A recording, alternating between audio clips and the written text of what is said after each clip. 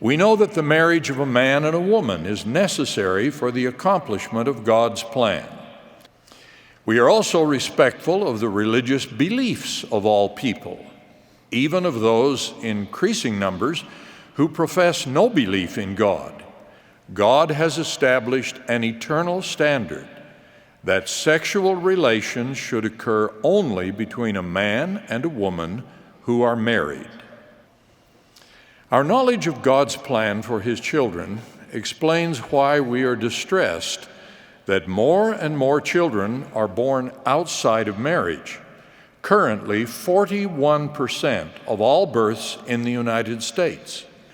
Now, cohabitation precedes 60% of marriages. Recent survey data found about 50% of teenagers stating that out-of-wedlock childbearing was a worthy lifestyle. There are many political and social pressures for legal and policy changes to establish behaviors contrary to God's decrees about sexual morality and contrary to the eternal nature and purposes of marriage and childbearing. These pressures have already authorized same-gender marriages in various states and nations.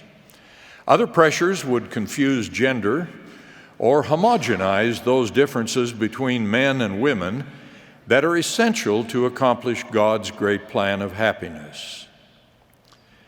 Our understanding of God's plan and His doctrine gives us an eternal perspective that does not allow us to condone such behaviors or to find justification in the laws that permit them. But man's laws cannot make moral what God has declared immoral.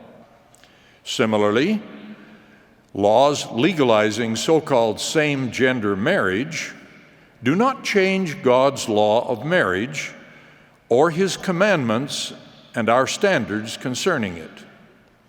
We remain under covenant to love God and keep His commandments, and to refrain from serving other gods and priorities, even those becoming popular in our particular time and place.